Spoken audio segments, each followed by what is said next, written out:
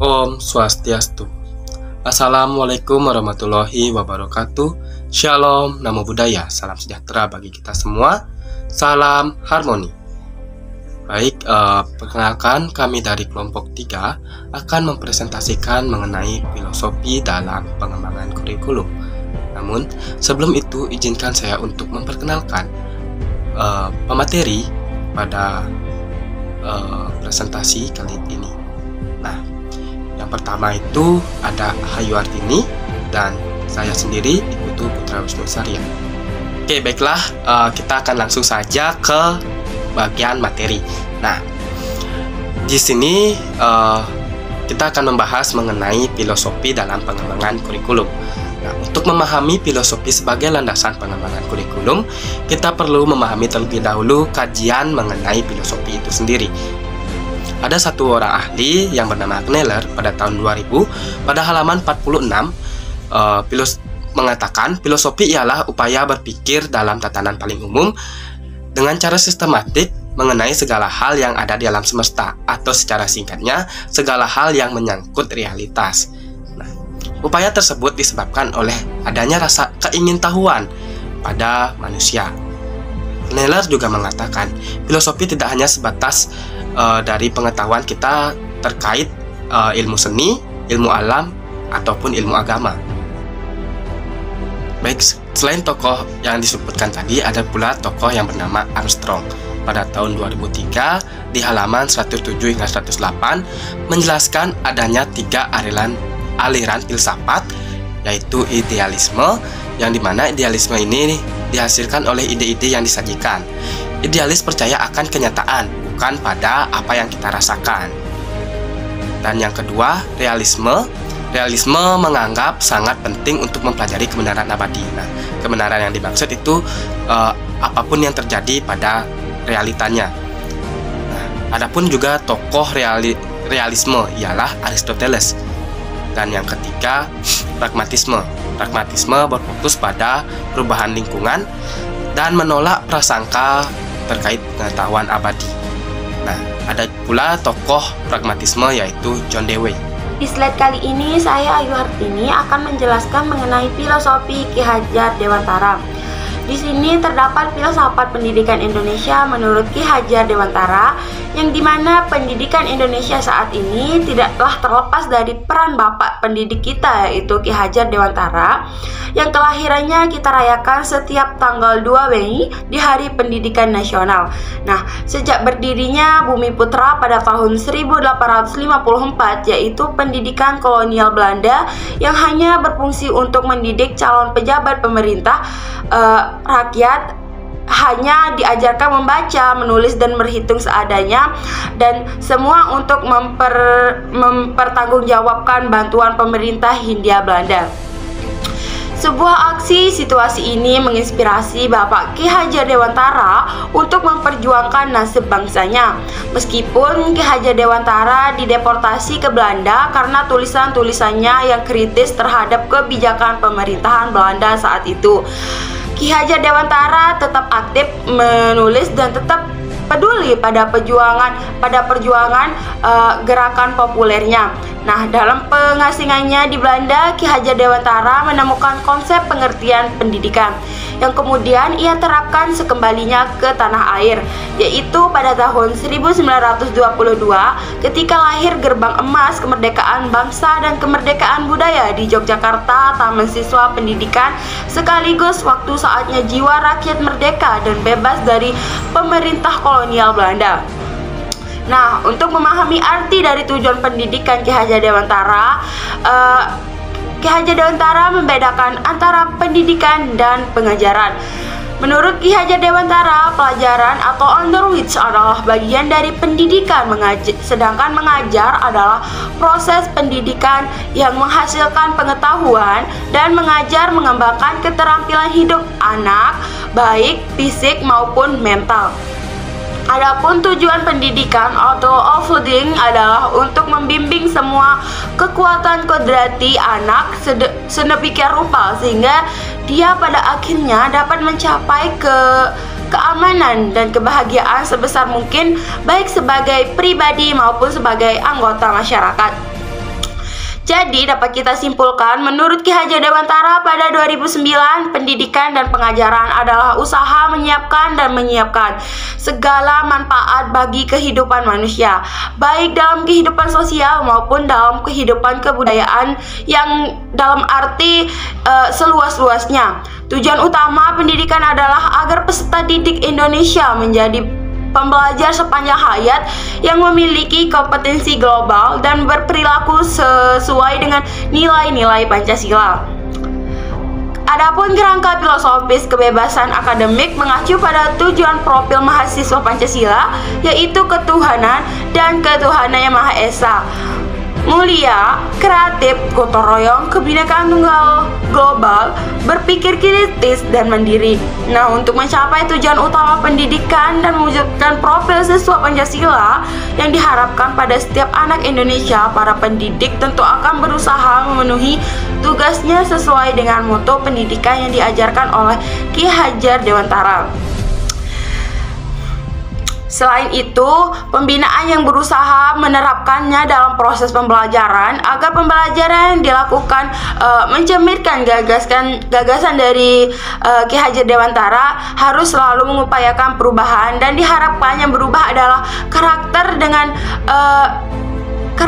dengan mengubah pikiran dan perasaan serta membudayakan, mengembangkan tubuh atau tenaga, menciptakan pendidikan yang menyeluruh dan keseimbangan serta memperlakukan setiap anak dengan hormat. Sehingga sebagai pendidik mereka membebaskan diri dari segala ikatan yang mendekati anak-anak dengan hati yang suci dan tidak menuntut keadilan atau balasan, tetapi menunaikan amanat pendidikan bersama mereka. Sikap melayani atau pelayanan anak-anak menjadi panutan, pendukung, dan menyemangati anak-anak sesuai semboyan trilogi pendidikan Bapak Ki Hajar Dewantara, yang dimana akhirnya semboyan Ki Hajar Dewantara yaitu Ing Ngarso Sang Tulado Ing Madya Mangun Karso Tuturi Handayani dapat disimpulkan sebagai ringkasan pemikiran umum dari Ki Hajar Dewantara. Baik, selanjutnya yang ke C, itu filosofi dasar dalam pengembangan kurikulum. Nah, jadi dasar pengembangan kurikulum memang memegang peranan yang sangat penting. Kurikulum diibaratkan sebuah bangunan atau rumah yang tidak menggunakan fondasi atau fondasi yang kuat, sehingga ketika ada angin bertiup kencang atau berguncang, bangunan itu runtuh.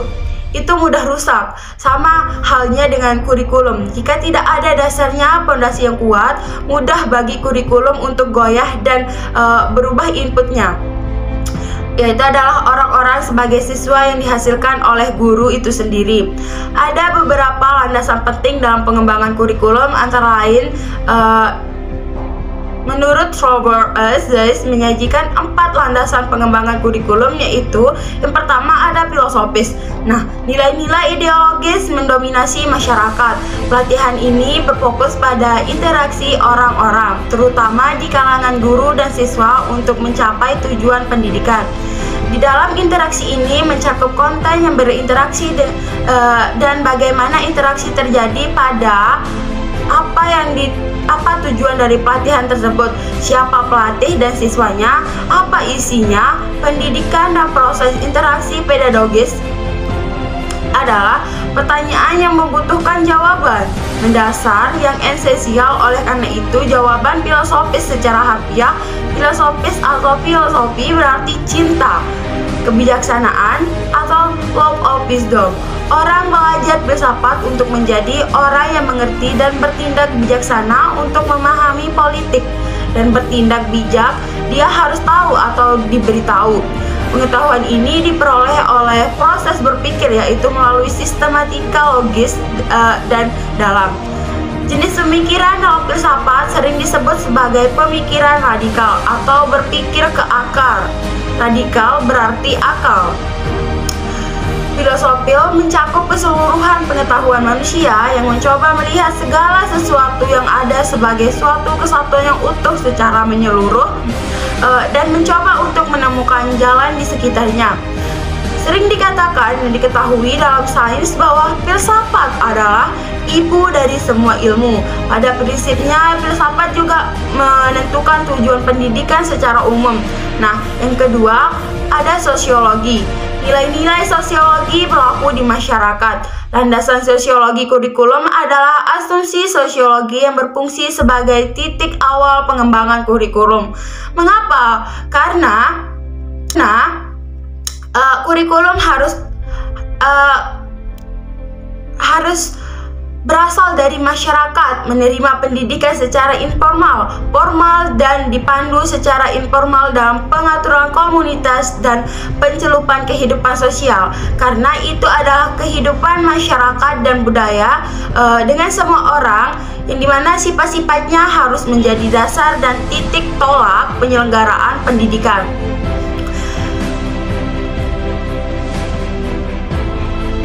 Nah, oleh karena itu, tujuan, isi, dan proses pendidikan harus disesuaikan dengan keadaan, karakteristik, dan perkembangan masyarakat. Sosiologi mencakup perkembangan secara umum dalam pembahasannya masyarakat dan budaya yang ada pada seluruh masyarakat Indonesia. Karena keragaman budaya masyarakat negeri ini sesuai kurikulum, desainnya juga harus menyesuaikan dengan budaya masyarakat masa depan. Subjek pelatihan dan penerima hasil pelatihan, kita tidak bisa menggunakan kurikulum bagi petani untuk mengajar orang maju seperti di kota dan pendidikan di luar daerah yang lebih maju. Selanjutnya nomor 3 ada psikologi. Nah, nilai dari anak atau kodrat dalam proses pendidikan terjadi interaksi antar individu yaitu antar siswa dengan guru dan juga antar siswa dengan masyarakat lain manusia berbeda dengan makhluk hidup lainnya seperti hewan, benda, dan lain-lain. Tumbuhan karena salah satunya adalah keadaan psikologisnya. Benda dan tumbuhan tidak ada aspek psikologis, meskipun hewan tidak memiliki level psikologis lebih tinggi daripada orang yang juga memiliki alasan untuk tidak setuju keduanya. Nah, keadaan psikologis adalah karakteristik psikofisik seseorang sebagai individu, diekspresikan sebagai perilaku yang berbeda dalam interaksi dengan lingkungan. Tingkah lakunya merupakan manifestasi dari ciri-ciri hidupnya. Yang keduanya tampak dan tidak terlihat perilaku kognitif efektif dan psikomotorik.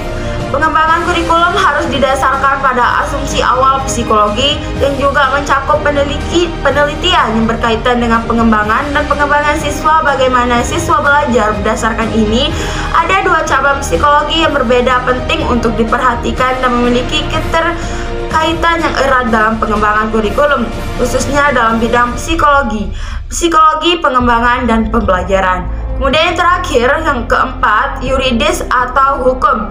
Ketentuan hukum yang berlaku dalam kurikulum yang dihasilkan harus Ketentuan hukum yang berlaku dalam kurikulum yang dihasilkan harus berdasarkan hukum yang berlaku di Indonesia. Adapun hukum-hukum yang berlaku di Indonesia dijadikan pijakan dalam pengembangan kurikulum atau sebagai acuan dalam melaksanakan kegiatan-kegiatan dalam kurikulum yang telah dibuat. Oke, baiklah, dari semua materi yang telah dipaparkan, maka kita dapat menarik kesimpulan bahwasanya landasan filosofis pengembangan kurikulum mengacu pada asumsi atau rumusan secara mendalam, analitis, logis, dan sistematis yang bersumber dari hasil pemikiran dalam perencanaan, pelaksanaan, pemajuan, dan pengembangan kurikulum. Sedangkan menurut Ki Hajar Dewantara, landasan filosofis pengembangan kurikulum menjadi landasan pendidikan di Indonesia.